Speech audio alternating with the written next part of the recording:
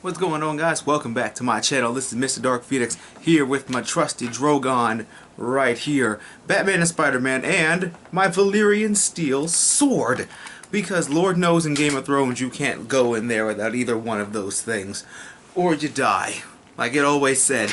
If this is the first time you're catching my channel, please hit that subscribe button because I post Game of Thrones videos every week, and I'd love to have you guys a part of the nerdy, geeky family that we have here on YouTube. If this is the first time you're catching my channel, this is going to be a spoiler review, so if you haven't seen it yet, come back when you have, and if you have seen Game of Thrones, let's jump right on in to the newest episode of Game of Thrones, Kill the Boy.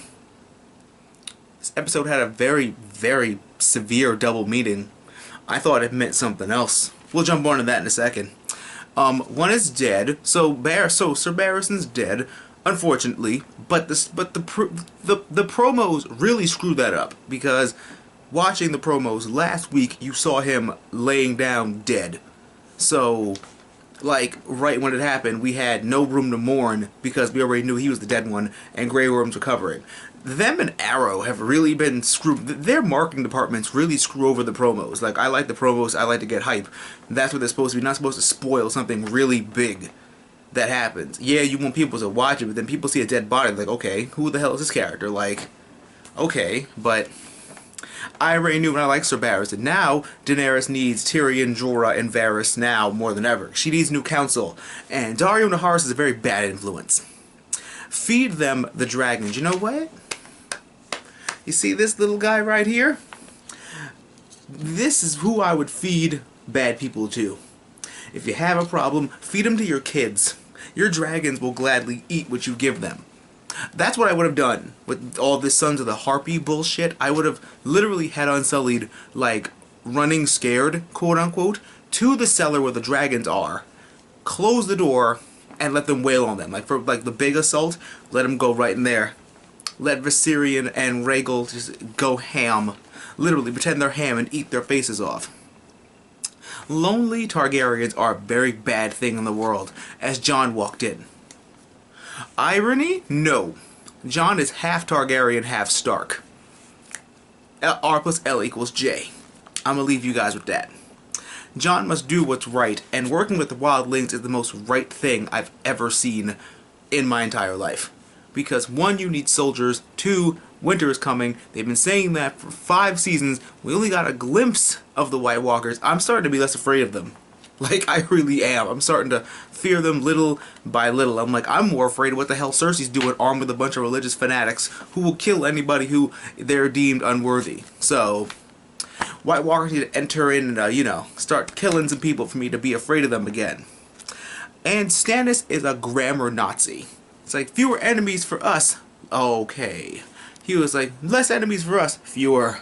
I'm like, oh, Stannis is a grammar Nazi now. Like, Stannis is that cool kid that knows all the big $6 words.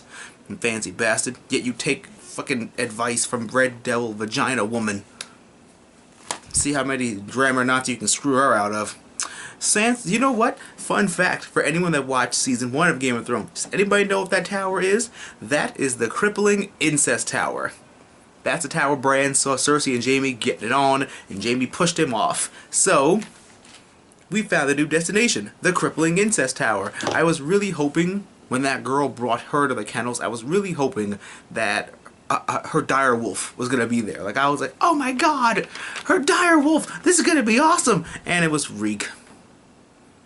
Reek and his punk ass with that most awkward dinner ever, until things got better when Roose Bolton's having another son. So Ramsay's jealous and the baby's not even born yet. Who knows, you might pull a Red Wedding and stab her in the stomach repeatedly. And Dany makes really bold choices, like marrying a high person from a really high up family, and reopening the fighting pits, giving the show a Spartacus feel to it. I thought since day 1 Daenerys should have done that. You know, that's basically her getting free soldiers.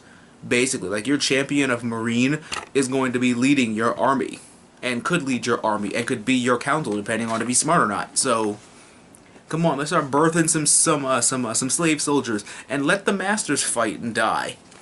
You kill a lot of birds with one stone, and final boss, a dragon. It's overkill, but still, we'll get used to it. And Tyrion spots his first dragon. How cute. He was like, what is that? I'm flying. Just chilling and flying as I left my mom. Yeah. Drogon's doing whatever the hell he wants because he's Drogon. But I loved this episode. I loved what they're leading up to. A lot of people were saying that, oh, the show is starting, these episodes are really slow. And I'm like, yeah, there's only 10 episodes and we're literally halfway done. So until in these next episodes, shit's gonna hit the fan. And I can't wait to see what happens. Especially to Jorah, because Jorah's gonna become the Thing. I don't know if I'll like that. Jorah needs to not be Thing at all. And next week we're gonna get some Sand Snakes action. I can't wait for that. So make sure you're subscribed because I don't want you guys to miss that. And always remember that through good times and bad times, remember to geek out and enjoy your lives. And I'll catch you guys next week for another great episode.